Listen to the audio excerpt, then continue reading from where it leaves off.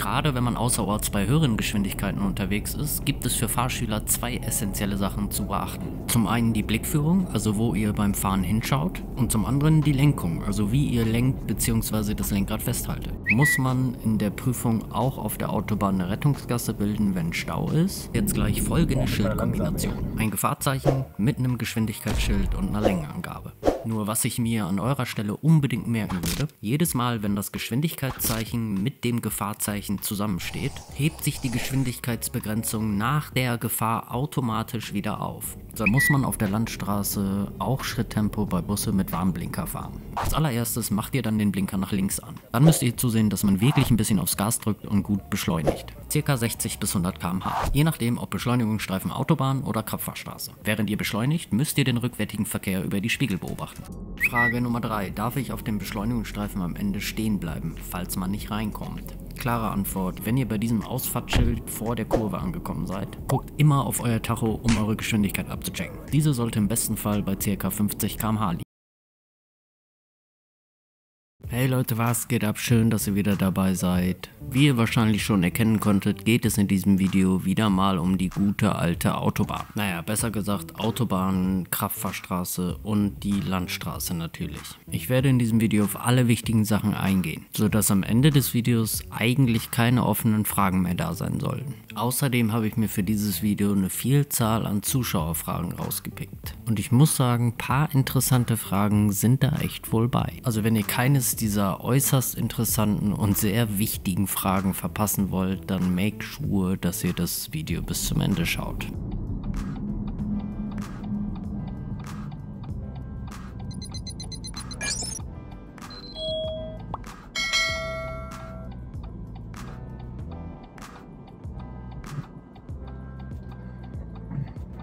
Hast du es nicht gemerkt? Ja, der Spiegel war hier davor, ich hab's nicht gesehen. War grün, kurz? Ja, also ja klar, man hat eine ganze Grünphase verschlafen. Verschlafen. Der Spiegel war hier davor. Was sagst du? Ja, das kann sein. Nur bringt dir das natürlich nicht viel, wenn du jetzt in der Prüfung sagst, ja, der Spiegel war davor. Dann sagt der Prüfer, ja, dann müssen sie jetzt hier stehen bleiben bis übermorgen.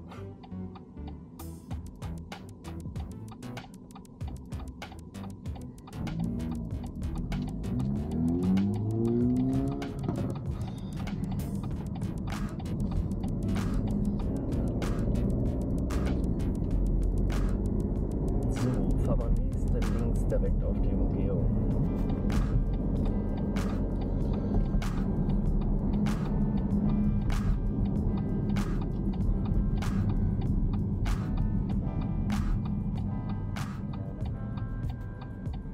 Hier in diesem Beispiel erkläre ich dem Schüler jetzt gleich, dass er mit den beiden Autos, also dem Gegenverkehr und dieser freien Fläche hier vor ihm, er das in Zukunft mit dem Abbiegen ein bisschen besser timen soll. Weil wie man hier recht schön erkennen kann, macht er im Stand den Schulterblick und fährt erst dann los, wenn die Autos vorbeigefahren sind. Und da kann ich euch nur empfehlen, das viel besser zu timen. Also frühzeitiger loszufahren, wenn ich sehe, dass danach kein Auto mehr kommt, und den Schulterblick würde ich dann auch erst kurz vor dem Abbiegen machen. Eine Sache müsst ihr auf jeden Fall verstehen: Gutes Timing bringt für Fahrschüler nichts, dass man jetzt schneller vorankommt. Der einzige Grund ist hier, dass ihr euch einfach mehr Zeit in Bezug auf den Gegenverkehr verschafft. Und mehr Zeit bedeutet in diesem Fall auch mehr Sicherheit. Hier haben wir jetzt den Beschleunigungsstreifen der Kraftfahrstraße, die übrigens relativ identisch zu denen auf der Autobahn sind. Außer vielleicht, dass sie von der Länge her ein bisschen kürzer sind. Für die Zuschauer, die hier in Nordhorn Prüfungen ablegen müssen, sind diese Beschleunigungsstreifen aber sehr wichtig. Da wir hier während der Prüfungsfahrt nicht auf die Autobahn können, haben die Prüfer somit trotzdem die Möglichkeit zu schauen, ob ihr den Beschleunigungsstreifen fahren könnt. Aber ich kann euch hier schon mal beruhigen, der Beschleunigungsstreifen gehört in jeder Prüfung dazu. Aber auf den Beschleunigungs- bzw. Ausfällungsstreifen gehe ich später auf der Autobahn nochmal explizit ein.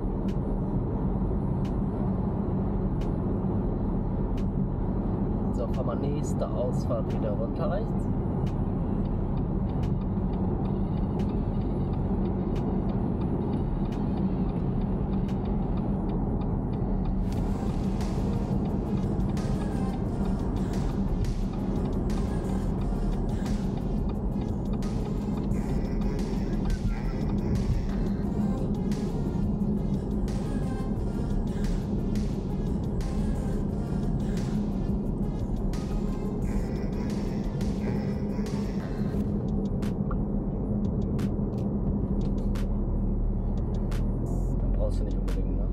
weißt du, weil du Vorfahrt hast. Ja, ich hab nur wieder geguckt, ob da jemand kommt mit Schulterblick. Ja, kannst du ja. Aber ich sag ja, brauchst du nicht. Nee.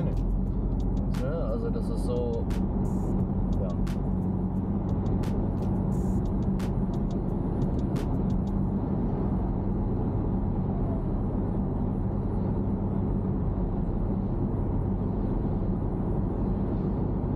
Weil, verstehst du, was das Lustige daran ist so? Das Lustige ist, da komischerweise fangen die Schüler an zu gucken, aber bei einem Reißverschlussverfahren, wo dasselbe ist, da gucken die lustigerweise nicht, weißt du? Ja. Und da müssten sie eigentlich, und dann, weißt du, ist genau umgedreht, wo man dann gucken müsste und nicht.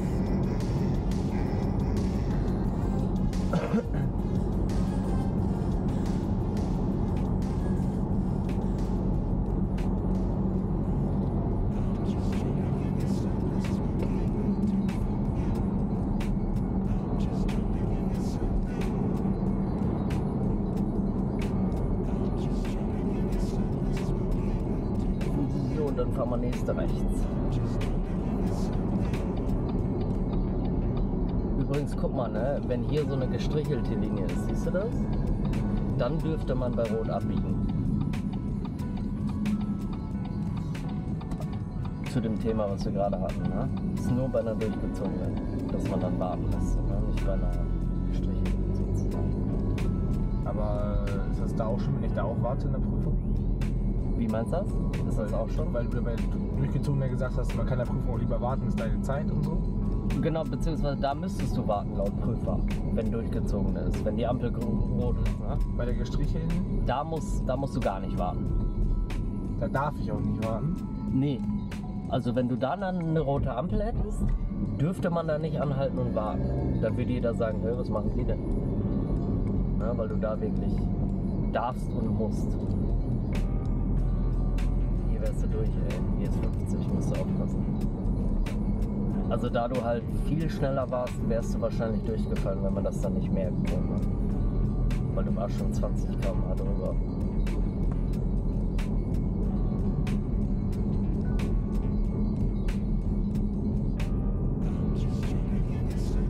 Hast du mich gesehen? Das ist zu Ende. Ja, jetzt ist 50 vorbei, das heißt, jetzt musst du auch ein bisschen, genau, dass man da nicht zu langsam bleibt.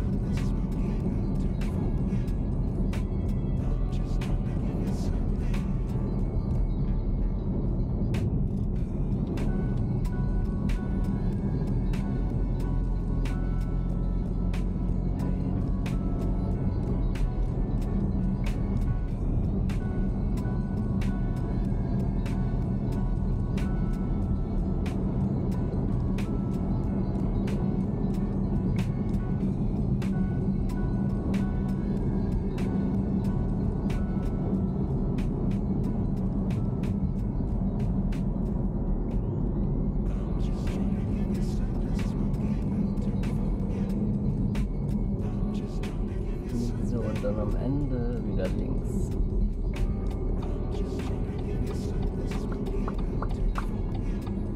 So achtet jetzt hier bei Fahrstreifen wie hier darauf, dass ihr euch je nachdem, wo ihr hin wollt, vernünftig in euren Fahrstreifen einsortiert. Aber dies werde ich dem Schüler auch erklären. Merkst du das mit dem Einsortieren hier? Zufällig? Weil das ist echt seltsam. Oder weißt du nicht, was gemeint ist? Links liegen muss. Ja, natürlich. Weil, guck mal, weil man muss ehrlich sagen, ne? Du stehst hier so, wenn du keinen Blinker an hättest, würde ich denken, du fährst nach da. Weil du so, weißt du? Und du musst bedenken, normal passen hier immer zwei Autos hin. Also wenn du nach da willst und es will einer nach da, dann könnt ihr normal so nebeneinander stehen. Ja, aber ist ja nicht schlimm. Weiß ich ja nicht. Fahr mal weiter, weil noch schaffst du das. Ja, ich warte lieber hier. Nein, Alter, fahr. Guck mal, Alter, ich fahr immer. Siehst, merkst du das? Ja, okay. Ich will in der Prüfung kein Risiko eingehen. Ja, musst du auch nicht. Aber, Alter, du siehst doch wohl, dass das trotzdem übertrieben wäre. Weißt du, was ich meine? Das war ja jetzt kein Risiko. Ich meine, man ist ja... Ich habe ja gesagt, fahr mal los. Und dann sind wir ja glatte 5 Sekunden später erst losgefahren. Und das hat immer noch, weißt du? Ja, das Gefühl habe ich ja noch nicht so. Hat man ja noch. Ne, deswegen sage ich dir, fahr los. Na, also das mache ich ja, da, weißt du, damit man eine kleine Hilfestellung hat. Darfst du mal in der Prüfung nicht? Nein, leider nicht, ey. hier ist 100. Darfst du schon ein bisschen schneller fahren. Stand aber auch ein Schild davor. Ja, irgendwann gewöhnt man sich das ja auch selber an. Ja. Oder dann kann man das besser einschätzen.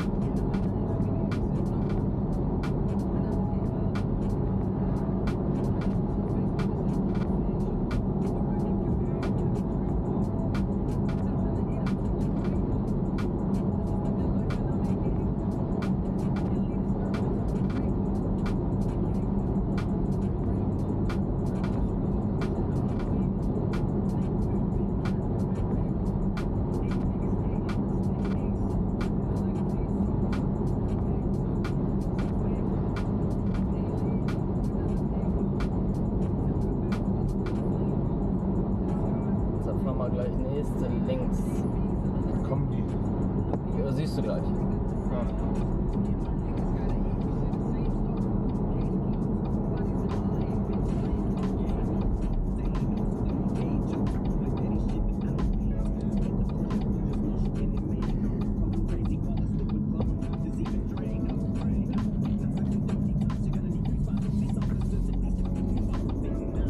Quendorf oder was ist das so?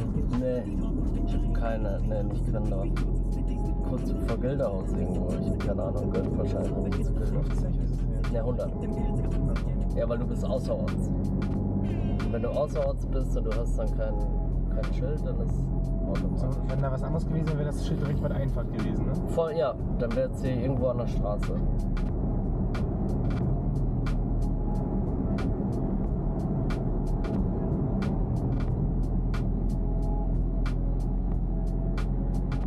Guck mal, wo man ein bisschen aufpassen muss, ne?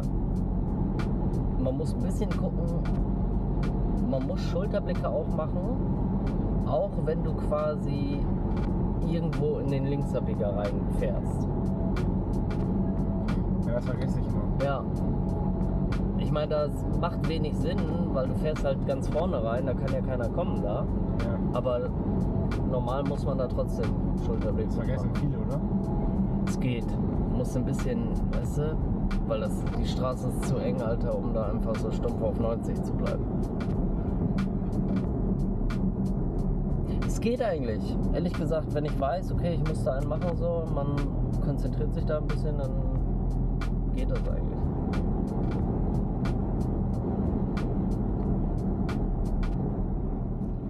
Gerade wenn man außerorts bei höheren Geschwindigkeiten unterwegs ist, gibt es für Fahrschüler zwei essentielle Sachen zu beachten. Zum einen die Blickführung, also wo ihr beim Fahren hinschaut, und zum anderen die Lenkung, also wie ihr lenkt bzw. das Lenkrad festhaltet. Versucht hier bei der Blickführung darauf zu achten, dass ihr nicht direkt unmittelbar vors Auto schaut, sondern versucht hier vielmehr 200-300 Meter in die Ferne zu schauen. Beim Befahren von Kurven versucht ihr immer am besten euren Blick zum Kurvenausgang zu legen. Gerade als Fahranfänger ist die Blickführung hier sehr wichtig. So, kommen wir zum zweiten Punkt, nämlich der Lenkung. Das Lenkrad spielt hier bei Fahrschülern eine sehr wichtige Rolle, weil sie in der Regel das Lenkrad meistens zu doll festhalten. Was aber selbstverständlich auch an der Aufregung liegen kann. Naja, trotz alledem achtet darauf, dass ihr das Lenkrad nur ganz locker greift. Glaubt mir, je lockerer das Lenkrad in der Hand liegt, desto besser. Genau genommen kann man hier sogar sagen, ich greife das Lenkrad gar nicht richtig, sondern ich führe es nur. Wichtig ist hier nur als Fahrschüler, man muss sich ab und zu mal daran erinnern, sich ein bisschen locker zu machen. Beziehungsweise seine Hände locker zu machen. Gott beschütze diese Hände! Ihr werdet sehen, dann fährt sich das Auto ganz von alleine. So, wenn ihr dann das Lenkrad locker in der Hand habt, achtet darauf, dass meine Lenkbewegungen, gerade wenn ich außerorts bei höherem Tempo unterwegs bin, ganz marginal, also klein sind. Man kann hier gar nicht von einer richtigen Lenkbewegung sprechen, weil wir uns hier wirklich in einem Millimeterbereich befinden, was die Lenkbewegung angeht. Also merkt euch am besten, je schneller ihr mit dem Auto unterwegs seid, desto kleiner werden die Lenkbewegungen.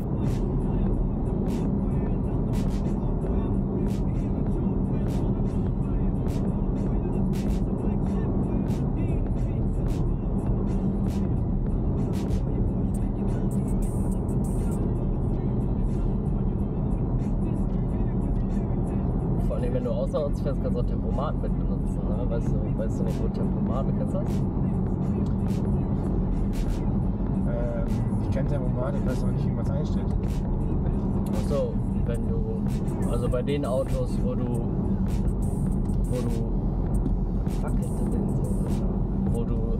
Knöpfe am Lenkrad hast, da hast du das meistens sogar, dass das irgendwo beim Lenkrad ist, weißt du? Dass du das schnell bedienen kannst.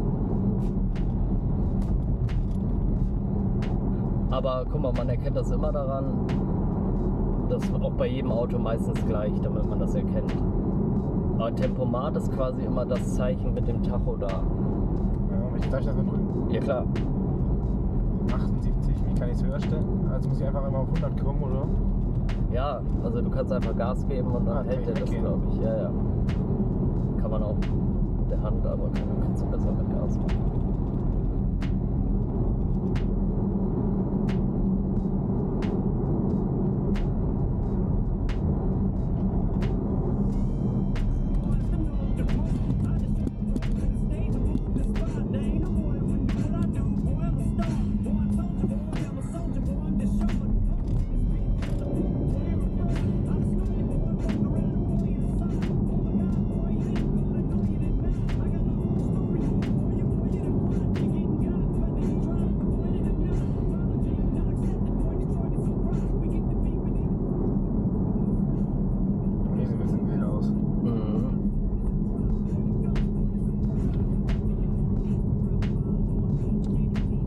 Jetzt habe ich hier 46 eingestellt. Ja, ich weiß aber nicht, ob ich das innerorts benutzen würde.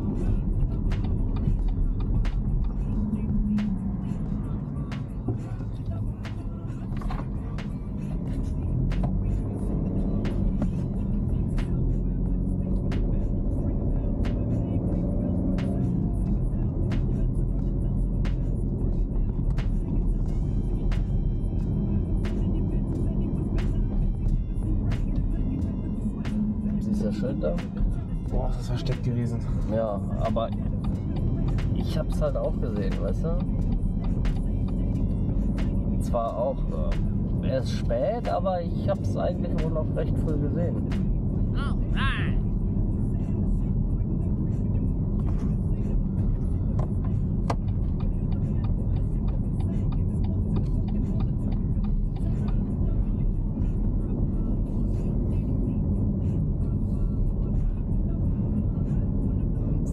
Dann fahren wir zweite Ausfahrt.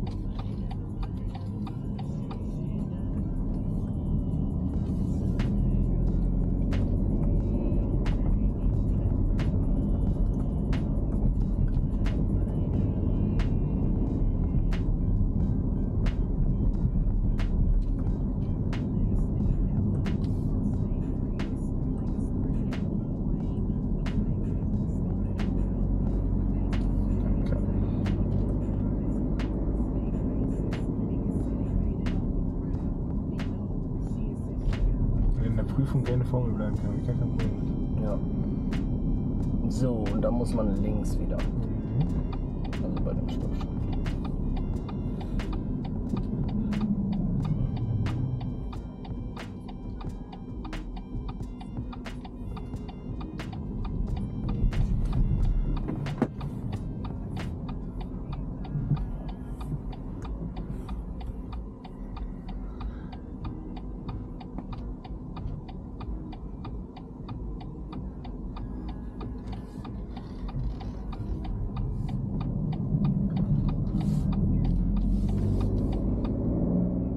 So, da ich eure Langeweile nicht zu sehr strapazieren will, gehen wir mal ein paar Zuschauerfragen durch. So, die erste Frage: Muss man auf der Landstraße auch Schritttempo bei Busse mit Warnblinker fahren?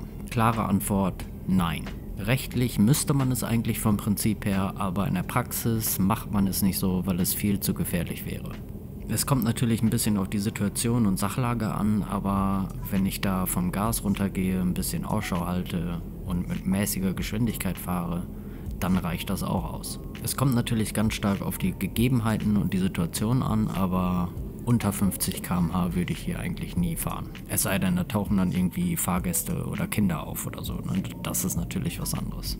Also Antwort ist kein Tempo, kein Schritttempo auf der Landstraße. Innerorts hingegen müsst ihr das natürlich schon machen, ist klar, ne?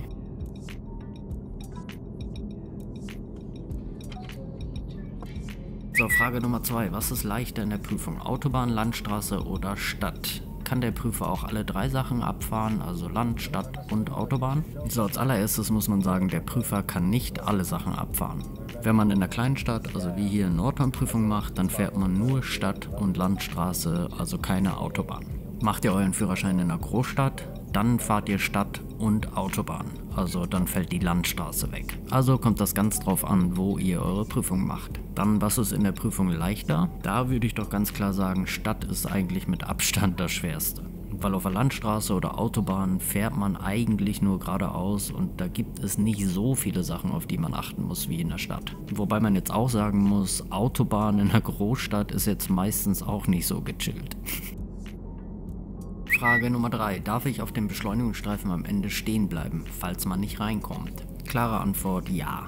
Wobei man hier auch sagen muss, dass es nicht so häufig vorkommt. Aber wenn es da mal vorkommt, darf man am Ende stehen bleiben. Allerdings muss man hier dazu sagen, beim Beschleunigungsstreifen auf der Kraftfahrstraße muss man am Ende stehen bleiben. Ihr habt gar keine andere Wahl. Aber wenn man einen Beschleunigungsstreifen auf der Autobahn hat, sollte man am Ende nicht stehen bleiben, sondern lieber auf dem Standstreifen kurz weiterfahren und sich dann einfädeln. Der Grund hierfür sind verschiedene Sicherheitsaspekte. So, gibt es auf der Autobahn eine Mindestgeschwindigkeit? Wie schnell soll man am besten fahren? Eine wirkliche Mindestgeschwindigkeit gibt es nicht, allerdings muss ein Kraftfahrzeug mindestens 60 km/h fahren können, um auf die Autobahn zu dürfen. Und da es auf der Autobahn keine Höchstgeschwindigkeit gibt, darf man theoretisch so schnell fahren, wie man möchte. Insofern keine Geschwindigkeitsbeschränkungen aufgestellt sind, selbstverständlich. Da aber die Richtgeschwindigkeit auf der Autobahn 130 km/h ist, wird sich in der Fahrschule und in der Prüfungsfahrt immer an diese Geschwindigkeit gehalten. Also ist die perfekte Reisegeschwindigkeit 120 bis 130 km/h auf der Autobahn. Ausgenommen sind natürlich Geschwindigkeitsbegrenzungen, die da vorhanden sein können. So, nächste Frage: Wie schnell darf ich auf der Autobahn fahren? Aber hatten wir ja gerade schon, so schnell du willst. In der Fahrschule Prüfung 130. So, ein paar Fragen hebe ich mir für später auf, damit wir da noch was haben, falls es nochmal langweilig wird.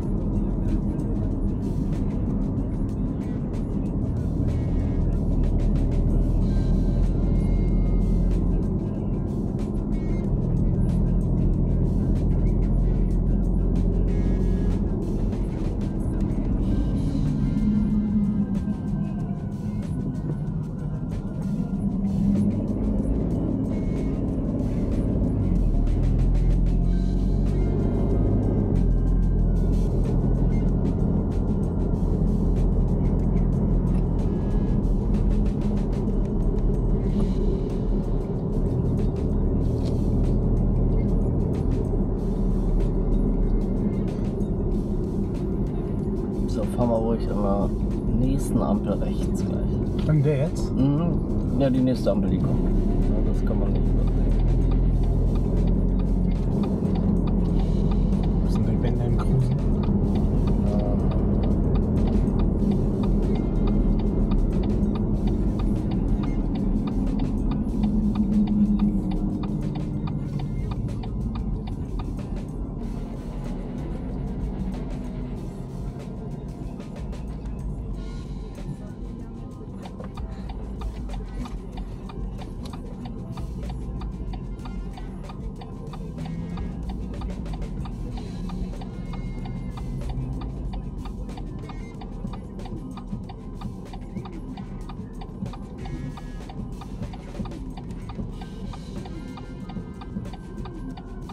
Dürfte man bei der Prüfung Radio hören?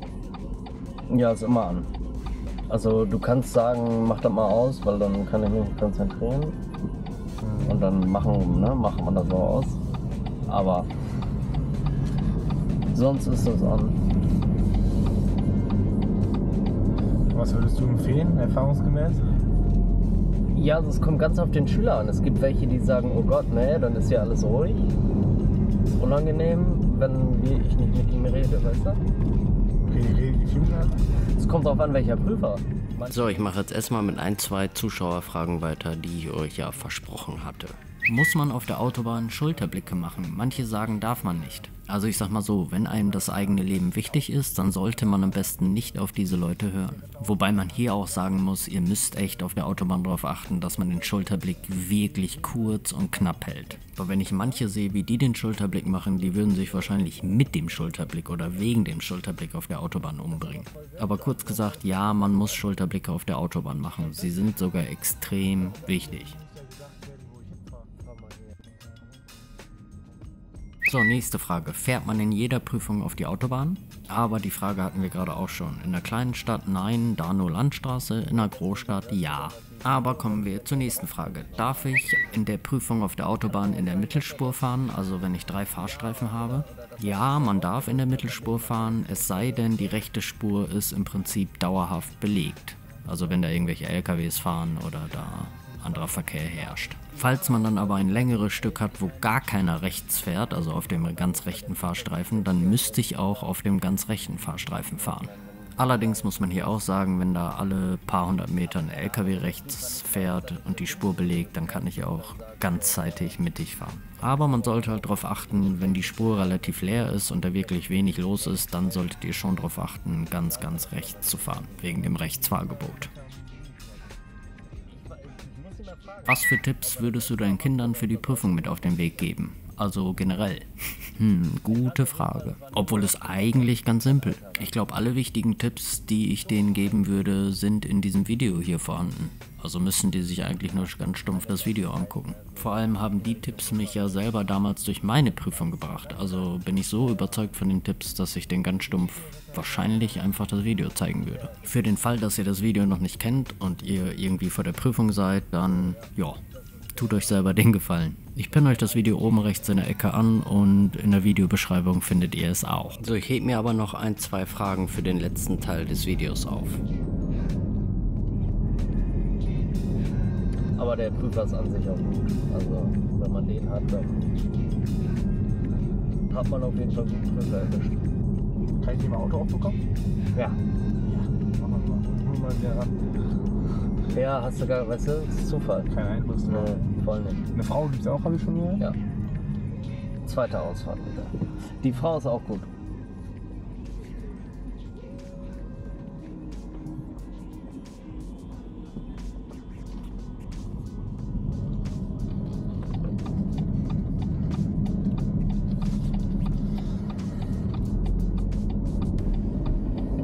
Gibt es ja auch so richtige Prüfer, die du nicht magst, die so streng bewerten, oder?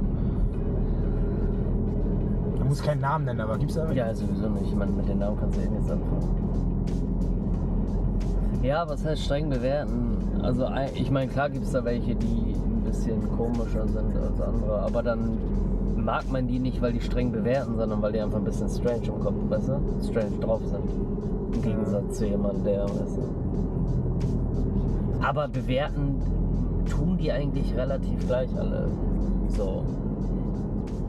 Weißt du, weil die haben ja auch die müssen sich ja wonach richten, können ja nicht einfach, wie sie wollen. Prüfer durchfallen lassen. Wie jeden Schüler, ne? Irgendwann wird es ja auch auffällig dann, ne?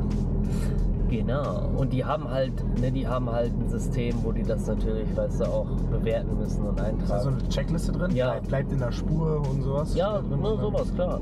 Schilder sehen, ob man da halt, da gibt es dann, glaube ich, so grün, gelb und rot. Also grün ist super, gelb ist so, geht so, rot ist scheiße. Ich glaube, so bewerten die das dann. Okay.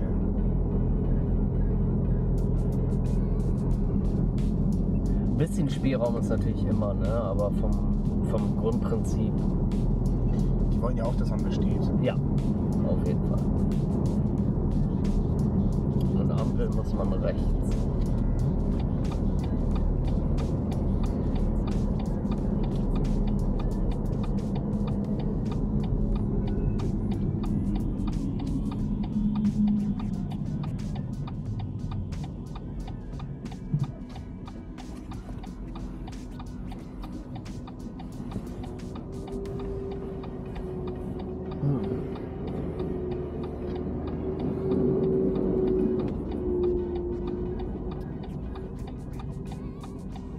Sensor nicht getroffen, weil ich 2 hinkriege? Nee, ich glaube, die braucht halt kurz.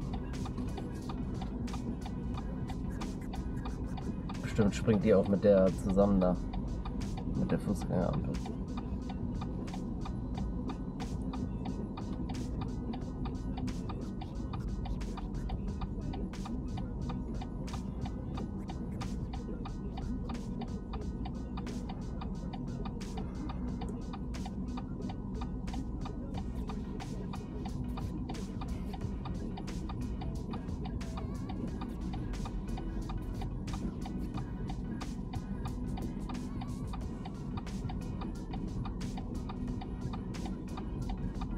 Seltsam.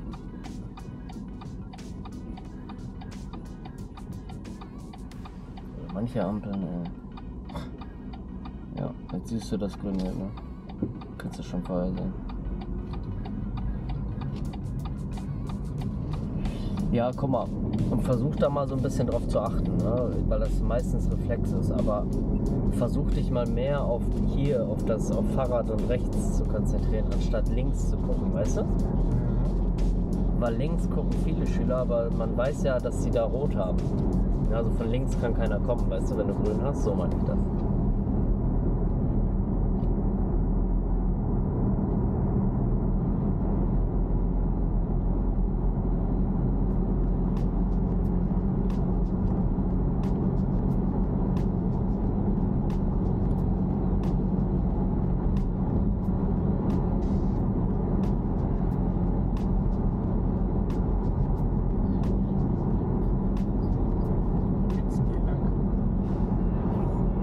In welche Richtung?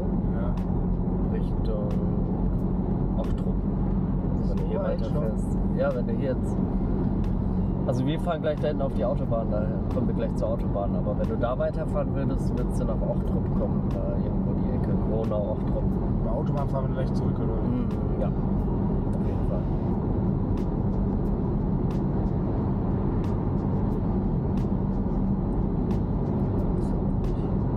Erst in der Autobahn.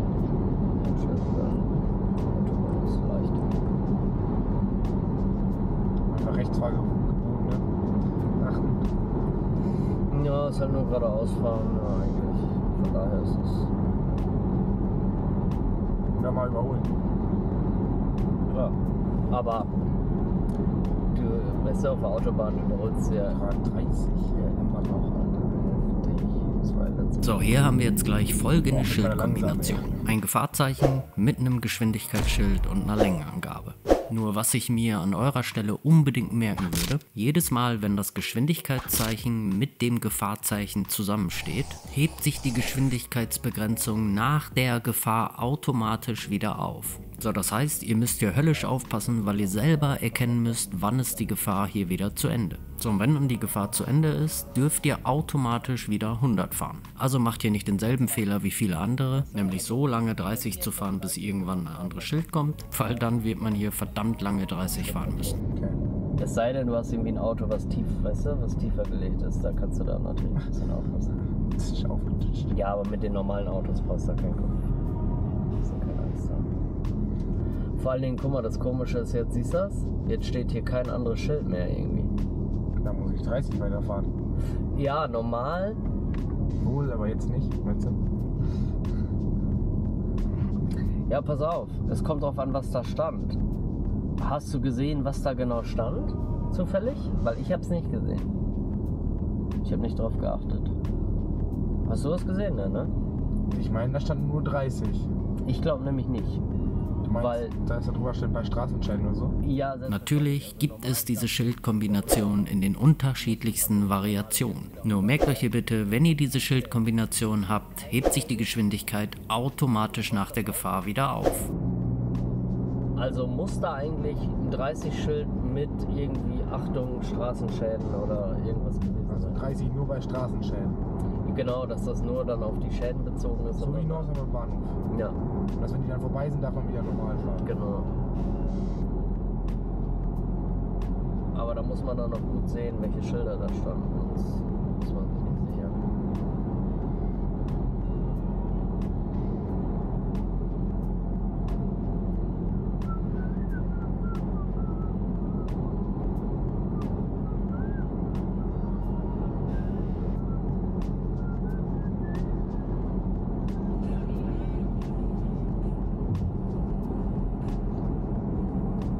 So, hier sehen wir jetzt blaue Schilder am Straßenrand, also nähern wir uns der Autobahn.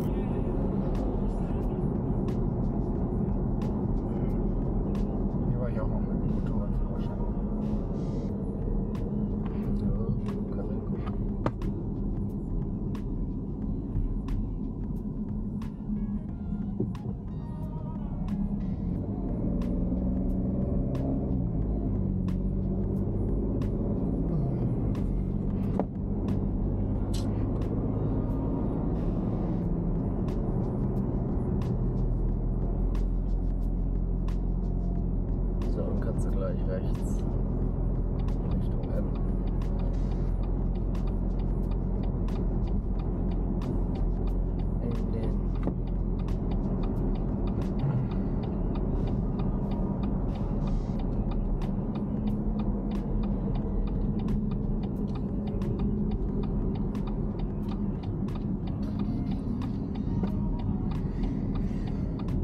So, hier haben wir jetzt die Autobahnauffahrt mit diesen lang gezogenen Kurven und es folgt wie immer ein Beschleunigungsstreifen.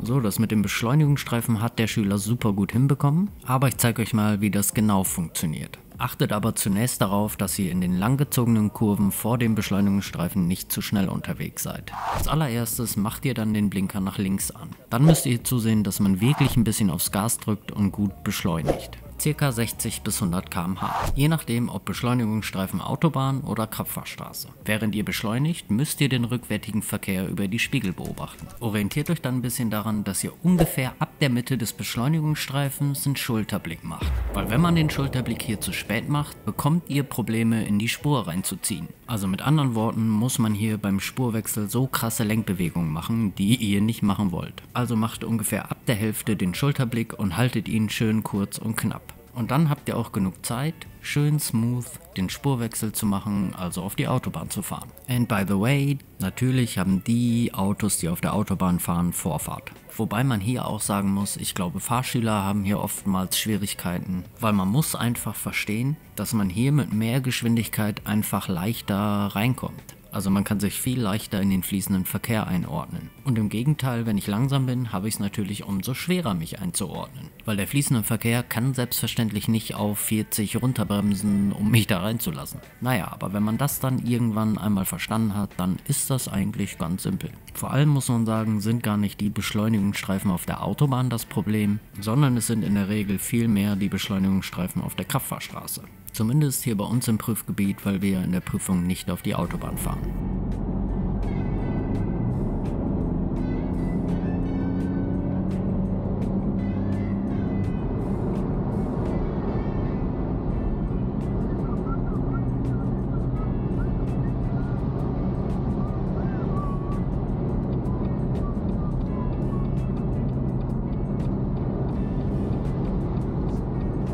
War richtig, jetzt wieder rechts einzureiten. Ja klar.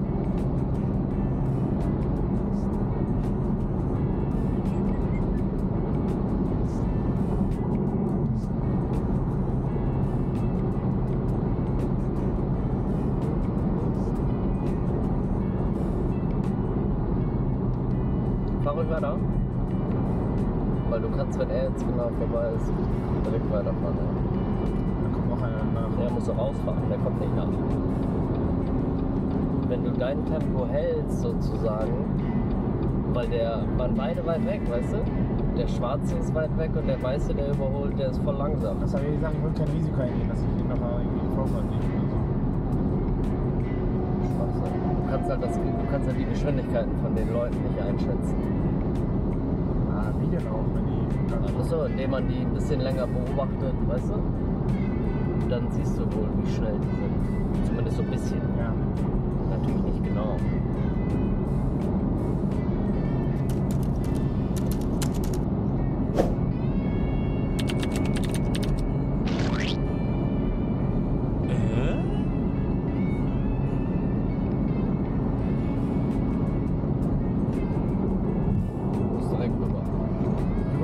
Ja klar, weil der hinter dir fährt, ich schätze mal, dass der gerne überholen würde.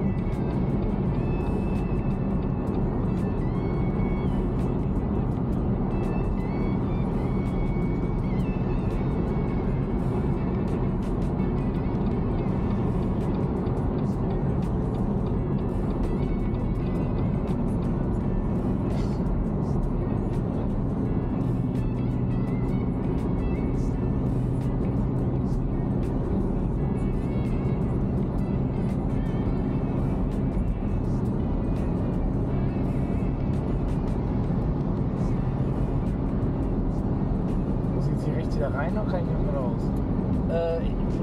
Man macht das dann so ein bisschen davon abhängig, wenn jemand wirklich so direkt hinter dir ist, der überholen will, dann würde ich rüberziehen. Wenn da aber keiner ist, würde ich für die paar Meter weiterfahren.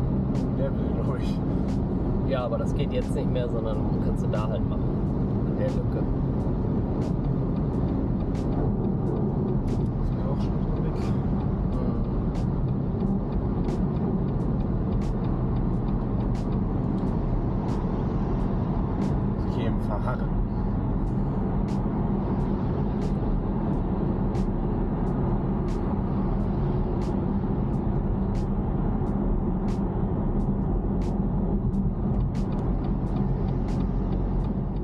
So, ich hau mal eben die letzten Fragen raus, die ich mir aufgehoben habe. Muss man in der Prüfung auch auf der Autobahn eine Rettungsgasse bilden, wenn Stau ist? Ja, muss man auf jeden Fall. Und wichtig ist hier natürlich, dass ich die Rettungsgasse schon bilde, sobald der Stau sich bildet und nicht erst mitten im Stau, wenn das Einsatzfahrzeug hinter einem ist. Also ja, in der Prüfung muss eine Rettungsgasse auf jeden Fall gebildet werden. Wie eine Rettungsgasse gebildet wird, habe ich jetzt hier nicht mit reingenommen. Ihr könnt euch aber merken, die Rettungsgasse wird immer zwischen Spur 1 und Spur 2 gebildet. Und meine Spur 1 ist immer ganz links. Also je nachdem, wie viele Fahrstreifen ich habe, aber die linke Spur fährt immer nach links und der Rest fährt immer nach rechts. Was sind die typischen Durchfallgründe auf der Autobahn? Ja, hier kann man relativ klar sagen, Sicherheitsabstand nach vorne zum Vordermann. Dann natürlich immer wieder Geschwindigkeit. Ja, ich würde sagen, Rechtsfahrgebot ist sehr häufig mit drin. Und dann auch Beobachtung, würde ich sagen. Also Beobachtung bedeutet Spiegelbeobachtung und Schulterblicke. Das würde ich sagen, sind grob die meisten Durchfallgründe. So, das waren auf jeden Fall alle Fragen von euch, die ich gefunden habe in Bezug auf Autobahn und Landstraße. Falls ihr noch Fragen habt, dann schreibt es natürlich wie immer in die Kommentare. Aber siehst du gleich. Steht's sauer.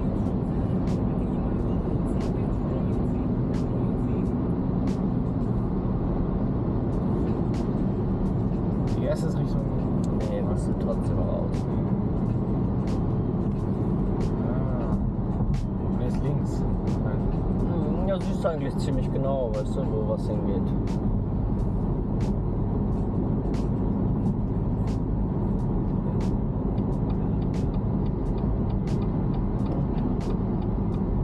Da muss mehr bremsen, weil die Kurve ist ein bisschen eng.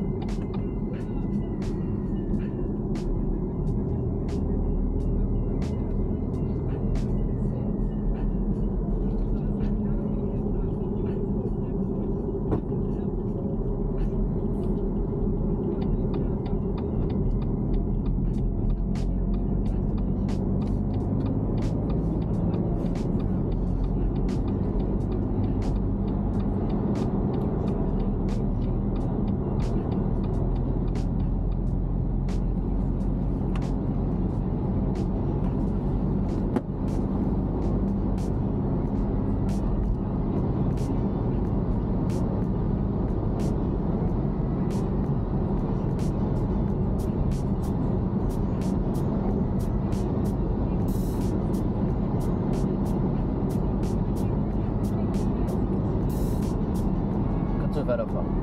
Also die Kurve hier ist jetzt nicht so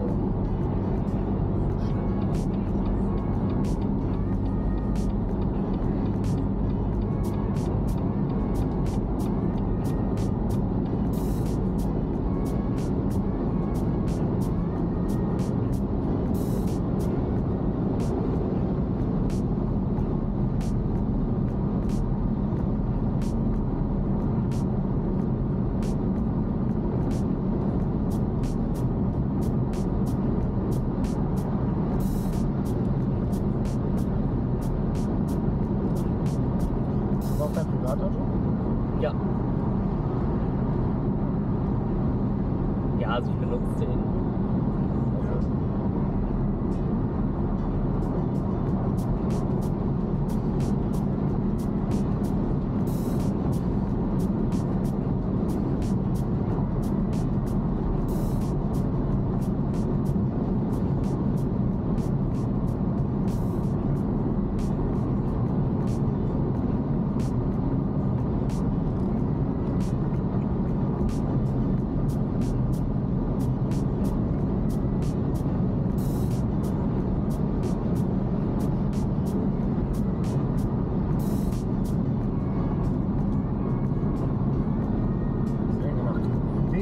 Ja, ich sah fast so aus. Sieh runter. Nee, du musst weiterfahren. Also normal würde man nicht so, also wenn ich auf der Autobahn fahren würde, würde ich jetzt nicht hier 100 fahren, nur weil die 100, weißt du? Ich wäre direkt, Alter, vorbei.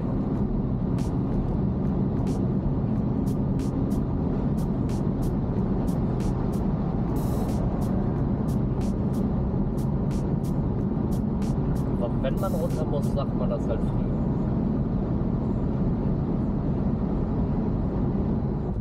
So, wir wollen gleich von der Autobahn runterfahren und nehmen die nächste Ausfahrt. Merkt euch hier ein bisschen, wenn ihr von der Autobahn runterfahren wollt, habt ihr immer einen Ausfädelungsstreifen. Ein Ausfädelungsstreifen ist in erster Linie dafür gedacht, um abzubremsen und um sich auf das Verlassen der Autobahn vorzubereiten. Wenn ihr die nächste Ausfahrt nehmen wollt, blinkt ihr zunächst 200 bis 300 Meter vorher. Achtet darauf, dass ihr immer direkt vorne in den Fahrstreifen reinfahrt. Und ganz wichtig, man fängt erst wesentlich an zu bremsen, wenn man komplett in dem Ausfädelungsstreifen drin ist. Und hier liegt die Grenze circa bei 100 km/h.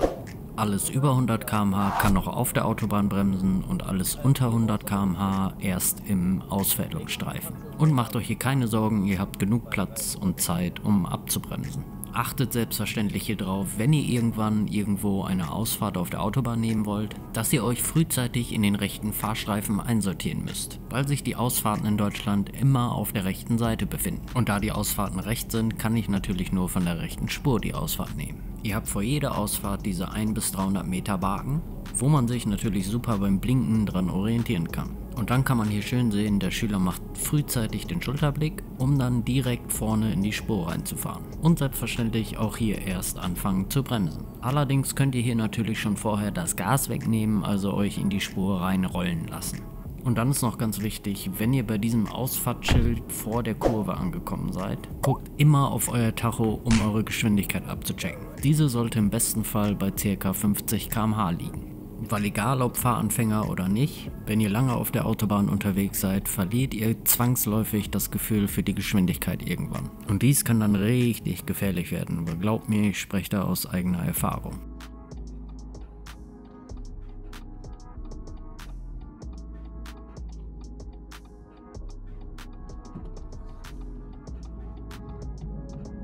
Achtet da gleich mal drauf, hier habt ihr gleich so ein 70-Schild mit so einem Achtung Ampelschild zusammen. Nämlich genau hier. So, und dann haben wir hier diese kleine Ampel. So, seht ihr, und ich musste dem Schüler darauf hinweisen, dass jetzt hier wieder 100 ist. Wieder 100 automatisch. Wäre er von selber 100 gefahren, beziehungsweise hätte Gas gegeben, dann hätte ich natürlich nichts gesagt. Also merkt euch das wirklich, weil das machen sau viele Schüler falsch. Und vor allem auch immer wieder falsch. Obwohl sie es eigentlich wissen müssen.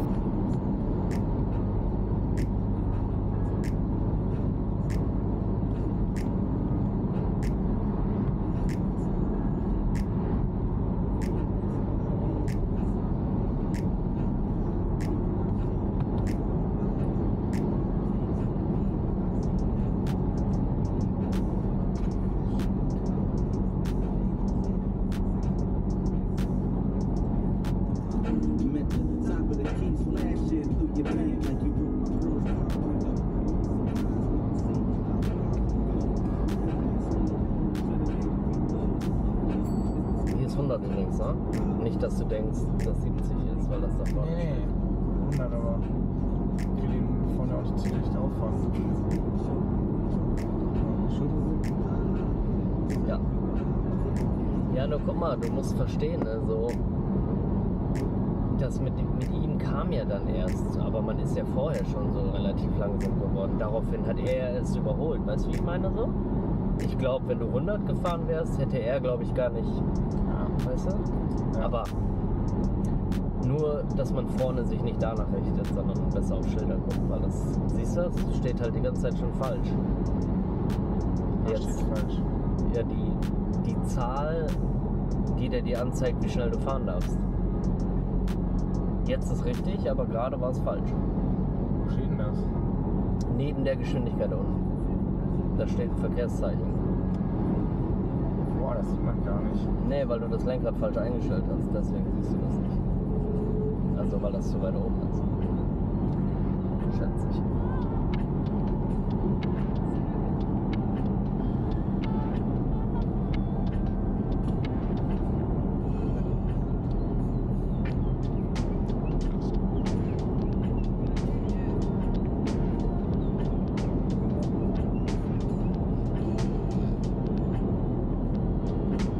Ist der Abstand so gut? Ja, obwohl es auch ein bisschen ne, so 50 Meter, es passt, aber du fährst ja jetzt nicht 100, sondern, weißt du, 80, deswegen wären das dann nur noch 40 mehr. Kannst du sagen, 2 Sekunden Abstand. Ja, von Köln zu 21, 22, 23. Also jetzt sind wir sogar, ja. Ja, genau, von Pöller zu Pöller, aber Pöller zu Pöller ist auch nur bei 100.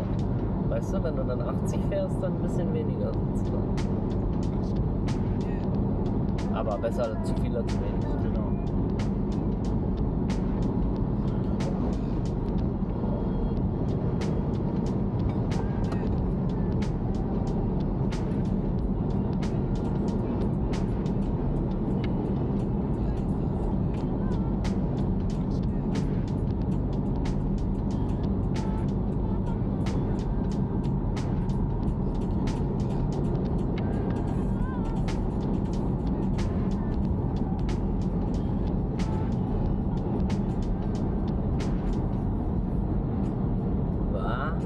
Das Schild ist neu. 70? Ja. Hier war noch nie in meinem Leben 70 Schild. Kann ich einsehen, da muss ich nicht langsamer fahren. Ne? Genau. Vor allen Dingen steht da 70, Achtung Ampel. Hier ist nicht eine Ampel, Alter. Das ist ein falsches Schild. Die Ampel kommt ja erst am Arsch der Welt. Ja, klar. Das heißt, Ja, die Leute sind Alter. Glaub mir, das liegt daran, weil hier war immer 100. Immer, mein Leben lang. Das erste 70-Schild kommt dann erst da ganz, siehst du das da ganz hinten? ja. Und Katastrophe. Ich weiß nicht, warum die das so aufgestellt haben. Siehst du? Ich glaube, das war nicht extra, ich schwör's dir. Weil da gehörten 70, Achtung, Bahnübergang vielleicht, dann würde ich das verstehen, aber Achtung, Ampel? Seltsam.